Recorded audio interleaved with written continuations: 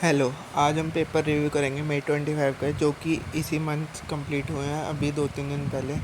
जैसे कि आप देख सकते हैं यहाँ पे 3 पेपर तो अपलोड हो गए हैं ग्रुप 1 के, लेकिन ग्रुप 2 के अपलोड नहीं हुआ है। अगर आपको ये नहीं पता कहाँ पे मिलते हैं तो ये देखिए, ये बैक करेंगे, ये ICAI की वेबसाइट पे आए हम, खोला हमने।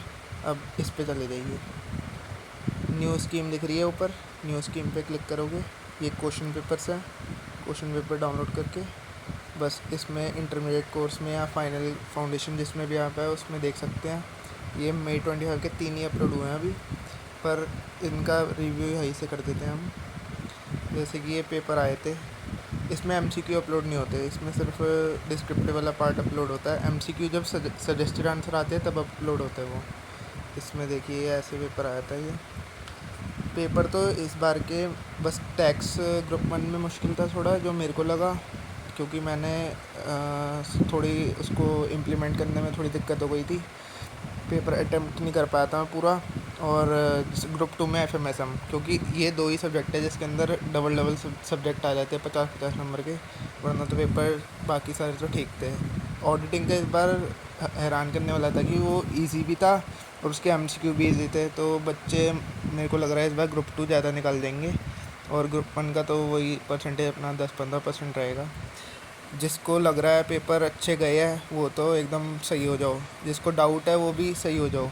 लेकिन जिसको एकदम ही लग रहा है कि नहीं होगा, जिसको एक आधे सब्जेक्ट में 25 नंबर 30 नंबर बन रहे हैं, जो चेक नहीं करे या चेक कर लो अभी, तो फिर वो अपना 5-6 दिन रुक के अपनी नेक्स्ट मतलब तैयारी चालू कर सकते हैं September 25। पर जिसको थोड़ा सा भी डाउट है कि हो सकता है 40 के आसपास, तो वो अपनी ITOC ट्रेनिंग जो होती है वो तैयारी कर सकता है अभी। जैसे कि ये पेपर हुए थे, और मैंने ये भी बताना चाहूँगा कि मैंने कोचिंग कहाँ से ली थी। मैंने कोचिंग ली थी ऑनलाइन में मैंने लिया था, कॉम्बो लिया था मैंने किसी स्पेशलाइज्ड टीचर से नहीं लिया। मैंने कॉम्बो लिया था विश्वास सीए से। विश्वास सीए के टीचर जब मैंने लिया था तब वो इंट्रोड्यूस हुए थे, वो उन्होंने उससे पहले कभी बैच पढ़ाया नहीं था। मैंने बस इंट्रोड्यूस जैसे ही हुए मैंने अपना बैच ख़रीद लिया उनसे। उनसे बैच ख़रीदा तो अब मेरे को पता नहीं था कौन कैसा पढ़ाता है, तो मैं उसी बेसिस पे बताऊंगा कि वो कैसा पढ़ाते थे। मैं उनका कोई पास्ट एक्सपीरियंस से नहीं बता रहा, क्योंकि उनका पहले मैंने ये देख के तो लिया नहीं था कि वो बहुत अच्छा पढ़ाते हैं, या रिकमेंडेशन तो थी नहीं किसी की। तो मैंने बस विश्वास कर लिया उन पर और मैंने ले लिया था कोर्स।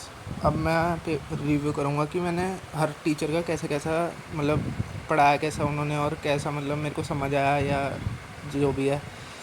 एडवांस अकाउंट सबसे पहले, एडवांस अकाउंट के टीचर हैं CA ऋषभ जोरा, जिन्होंने एडवांस अकाउंट अच्छा पढ़ाया था। हमें पहले बड़े चैप्टर कराए थे उन्होंने, फिर AS कराए थे। AS में उनको दिक्कत आ गई थी क्योंकि उनकी शादी वादी थी, तो उनका बस वो टाइम डिले हुआ था। पर एडवांस अकाउंट सही पढ़ाया था उन्होंने, क्योंकि बच्चों को समझ आ जाता है एडवांस अकाउंट ज़्यादातर, उसमें दिक्कत आती नहीं उन्हें। तो एडवांस अकाउंट के टीचर वो सही हैं, अच्छे हैं। बस उनका बस एक हमें दिक्कत लग गई थी कि उन्होंने टाइम ज़्यादा ले लिया था, और उनकी शादी थी, तो हमारा कोर्स कहीं जाके मार्च के एंड में ख़त्म हुआ था हमारा कोर्स। तो फिर वो दिक्कत आ गई थी, और चालू हुआ था हमारा अगस्त में, तो ये बहुत लंबा टाइम पीरियड हो गया था। उसके बाद लॉ लॉ के टीचर हैं उनमें गुरप्रीत सिंह। वो टीचर सबसे बेस्ट है लॉ में। अगर आपको किसी से अप्रोच मतलब कोई टीचर आपको समझ नहीं आ रहा है जिसकी आप वीडियो देखे जा रहे हो, आँख बंद करके गुरप्रीत सिंह सर से आप ले सकते हो कोचिंग। कुछ नहीं मतलब मज़ा आ जाएगा। टीचर ऐसे हैं, वो इतने बढ़िया बढ़िया एग्जाम्पल लेते हैं, आपको एकदम समझ आएगा। टैक्स का एजुकेटर है हम CA मनीषा तेजवानी। हम ये टीचर जो है, ये नई टीचर थी विश्वास CA में, इनको मैंने पहले कभी देखा नहीं था। और सारों को तो मैंने फाउंडेशन में देखा भी था, लेकिन जो टैक्स के टीचर थे उनको मैंने कभी देखा नहीं था। तो टैक्स का मेरे लिए न्यू था, पर मैं शॉक हो गया था। मैम ने पढ़ाया बहुत अच्छा है, बहुत अच्छा पढ़ाया मैम ने पूरा टाइम लिया था, 3 महीने से ज़्यादा तो टैक्स पढ़ाया था, इनकम टैक्स, और 3 महीने से ज़्यादा ही नहीं, 3 महीने से कम GST ख़त्म कर दिया था मैम ने। मतलब 6 महीने में पूरा पढ़ाया था, और ऐसा पढ़ाया था मतलब इन डेप्थ नॉलेज एकदम। मतलब टैक्स की इस टाइम पे भी अगर मैं करूँ, हो गए 15-20 दिन हो गए टैक्स के पेपर को, अगर मैं इस टाइम पे भी करूँ वो पेपर जो आया था पेपर, तो मैं अभी भी पास हो जाऊँगा उसमें। ऐसा पढ़ा रखा है कि इतना लंबे टाइम तक याद रह सकता है। उसके बाद हमारा आ जाता है कॉस्टिंग में सर ने प्रैक्टिस तो अच्छी कराई थी, पर सर ने ना मतलब उनका लेवल जो था उन्होंने सीएमए जैसा पढ़ाया, वो सीएमए के टीचर थे।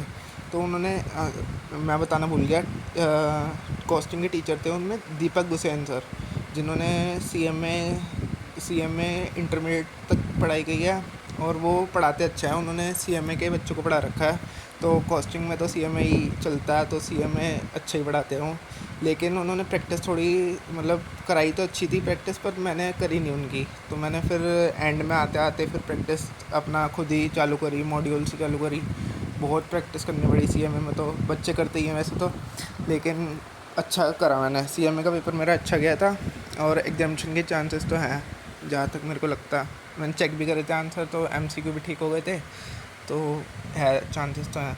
उसके बाद हमारा आ जाता है ऑडिटिंग का। ऑडिटिंग में टीचर थे हमारे सीए ज्योति देशवाल, वो भी न्यू टीचर थे, जैसे ये मनीषा तेजवानी मैम थी और दीपक हुसैन सर थे जो हमें ऑडिटिंग पढ़ा रहे थे।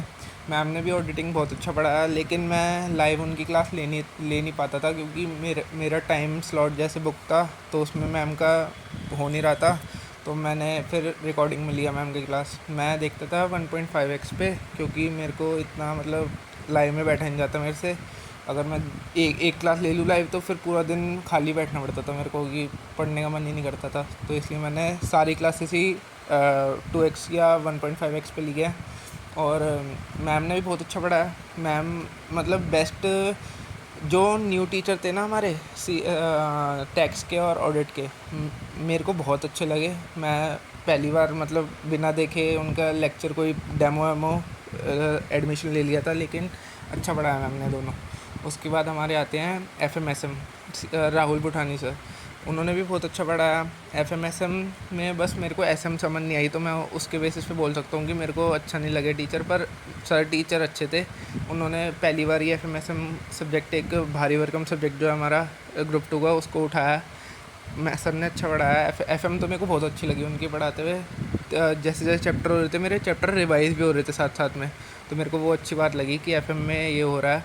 उसके बाद एसएम में मेरे को लग रहा था कि याद करना पड़ेगा, अब कितने ही सब्जेक्ट याद करेंगे। लॉ भी है, टैक्स में भी प्रोविज़न याद करने हैं, ऑडिट में भी याद करना है, तो एसएम भी आ जाए अब। और एडवांस अकाउंट में भी वो है, अकाउंटिंग स्टैंडर्ड याद करने के।